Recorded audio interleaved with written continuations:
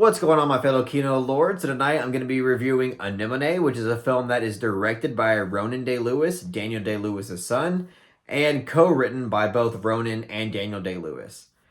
So let me just come right out of the gate and say this about it.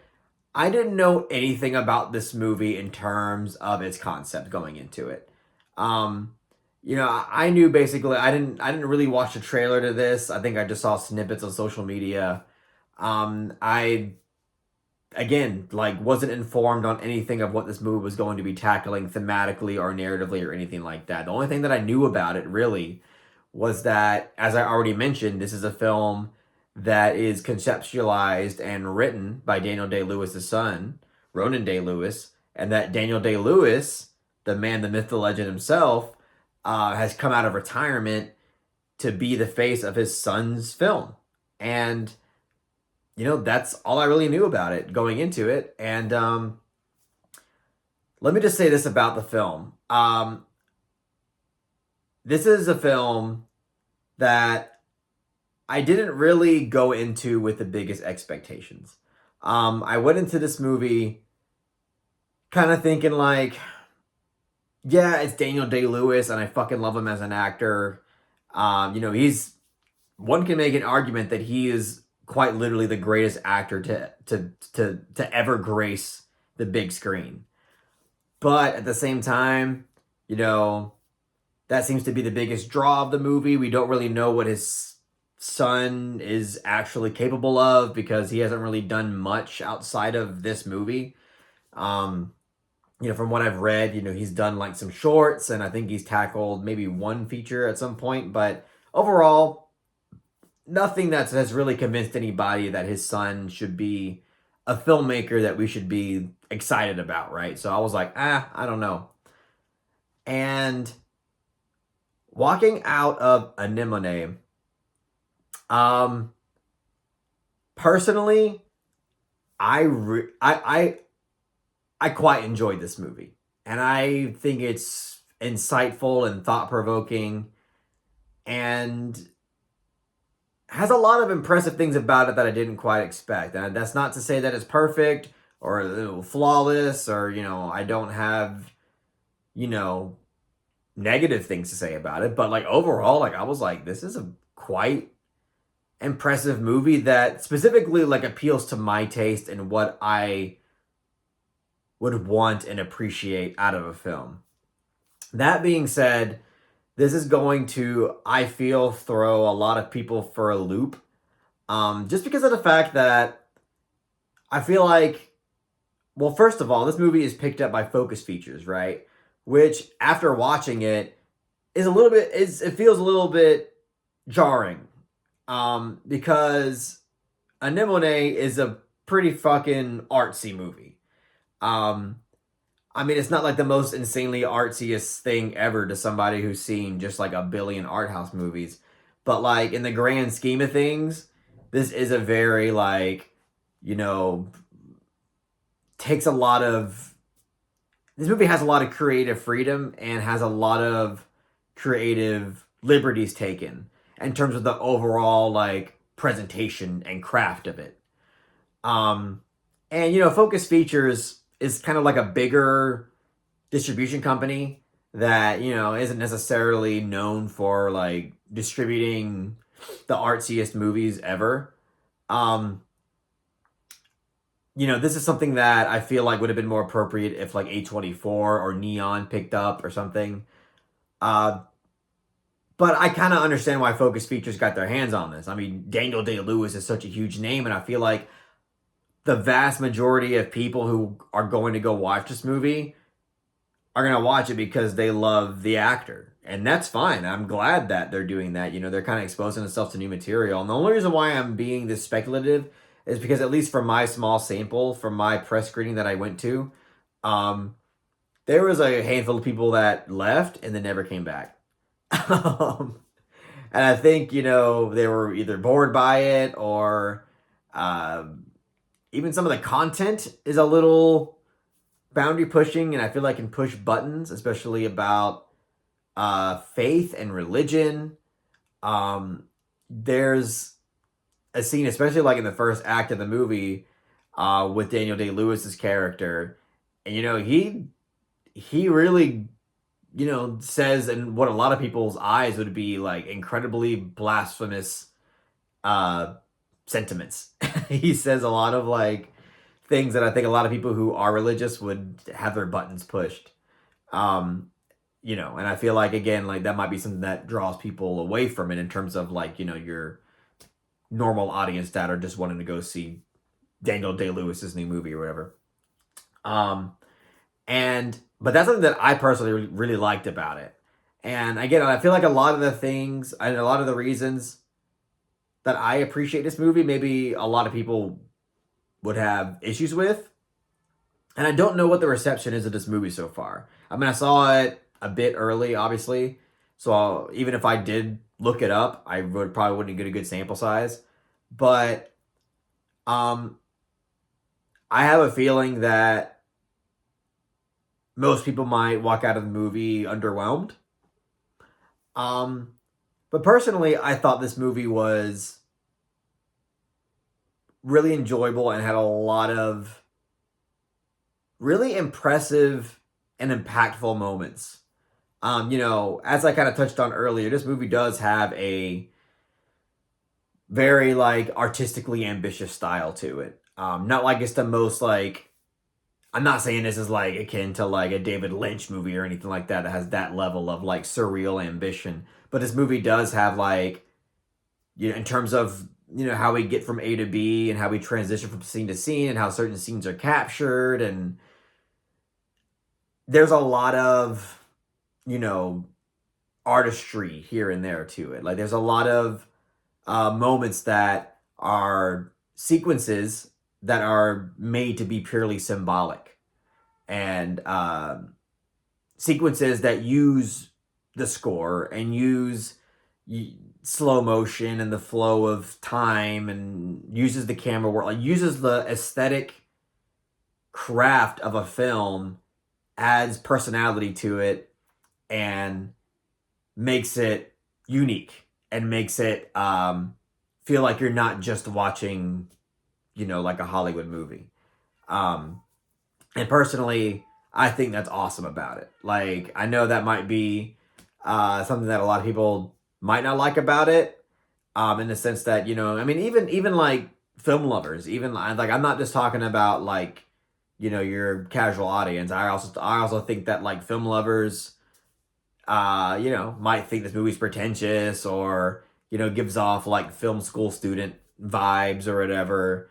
And, I can a little bit understand that sentiment, but overall, like, I'm always gonna appreciate a movie that is presented in an unorthodox and creative way, you know? Um, and this movie definitely has a lot of that. Um, Yeah, and one thing that I really liked about this movie as well is that it really makes the audience wait for information to get revealed.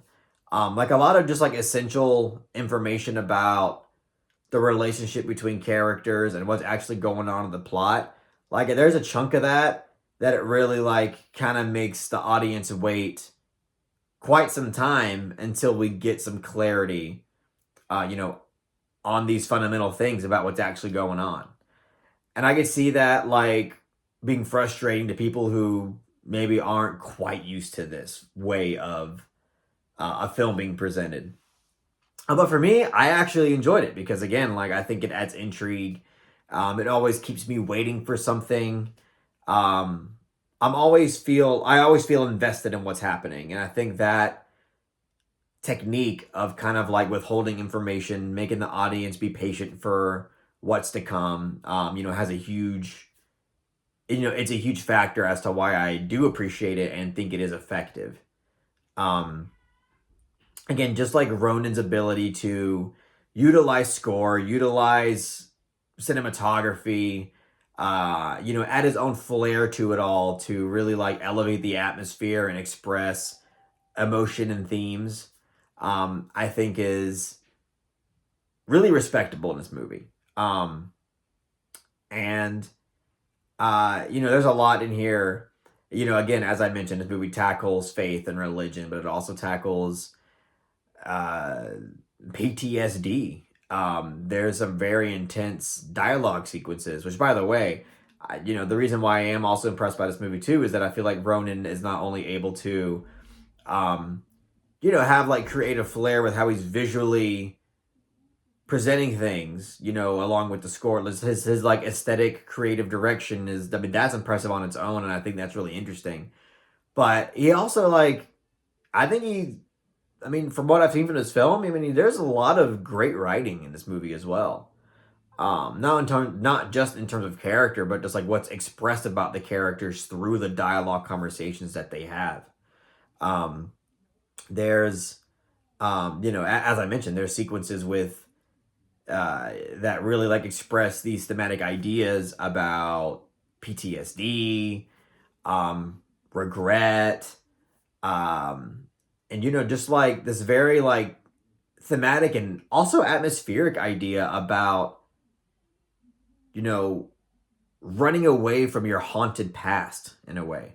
Um, and yeah, like there's just a lot of like art to this movie. Like I feel like this is like I would consider this to be like an art movie, like art house movie, straight up. Um, Not like in the most intense way, right? Like Under the Skin to me is a film. I mean, that's one of my favorite movies of all time. But like that to me is like that super screams art house. This doesn't scream art house in that way, but when you're watching it, you're just kind of like, yeah, this is definitely like an art movie. But I fucking love that about it, and I think the way he's able to not only like have that art house style that I feel like is able to express a lot of emotions and themes in a very uniquely effective. Oh, drop the camera there. My bad. Not only expresses emotions and themes in a uniquely effective way, um, but it just has the ability to really like have great moments of good, just like effective writing and dialogue that comes from a very mature place. And that's why I kind of hesitate to like categorize this as like, oh, this is just like whatever, like a college student making a film and he thinks he's artsy or whatever. Um, because of the fact that I feel like the writing does have a level of maturity to it, and just the style of it as well.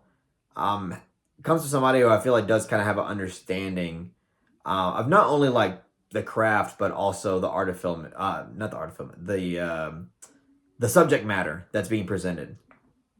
Um, and Yeah, I don't know. Like I'm not, again, like I know I haven't said a lot of negative things about it so far. So I might as well go and get to it.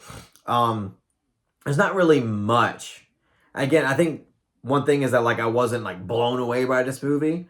Like I didn't walk away from this movie with like a sense of like like a new profound understanding of things or anything. Um, and I think it's just because like I feel like as well crafted and as well written as it is,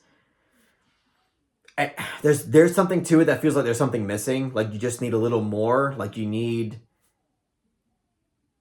as as layered as it is. I feel like there's just something missing about how layered it could have been.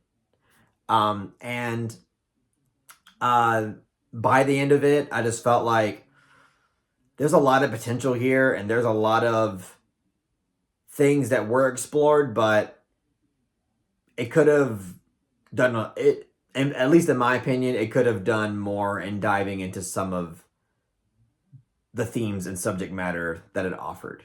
Um, and especially like with the ending, I mean, I completely understand why they decided to end it where it ended, but I also feel like we could have had something a little bit more poignant. We could have had something a little bit more rewarding than what we get at the end. It feels like a little bit of an easy ending where we could have maybe went a little bit further and really packed a punch and had something that really moved you by the end of it. But overall, I do think that this is actually a really good movie. And again, I don't know how people think about it. I don't know if I'm in the minority or not. But overall, like I do think that this is a unique experience. And you get excellent performances, obviously. Daniel Day-Lewis fucking kills it. I didn't even have to mention that. Like, I went 15 minutes without even mentioning his performance because I feel like it just goes without saying. Like, we all just know, like, DDL is going to fucking bring it, and he does. Um, and it is a bit wholesome that he kind of came out of retirement, like, for his son, play the leading role, in his son's movie and, help and support him. Like, I think that's really, I mean, it's wholesome. I mean, some people, I can also understand people saying, like, it's gross. It's like Nepo baby type stuff. Whatever. But, at the end of the day, I do think it's definitely like DDL being supportive of his son. And you kind of have to, at least I admire that. But yeah, like again, I don't think it's like the best fucking thing ever, right? I think it's creative and it has a lot of power to it. Not only like aesthetically, but I think like thematically and emotionally, like it does a bit more than enough to really like grip you and make you feel invested. At least for somebody like me who, has already been exposed to material like this. But at the end of the day, it could have packed more of a punch than it did, and it could have explored a little bit more. So I'll give Anemone very strong 7 out of 10. Um, don't I don't feel super comfortable giving it an 8, but definitely a very strong 7. Um, we'll see what happens. I can see myself watching this at least one more time at some point in my life, and seeing where that gets us. But um, yeah, I mean that's it. I'm trying to think of if I have anything else more to say really about it, but I think it's basically all I gotta say. The movie's filled with like symbolic sequences, symbolic imagery. Really makes you wait and has a slow kind of pace to it, but to me, like has a creative style that really sucks you in. And yeah, personally, I quite enjoyed it. So that's all I got to say about the film, guys. If you really enjoy what I had to say about it, please give it a thumbs up and share it amongst your friends. And don't forget to subscribe to the channel to be updated on more film-related content.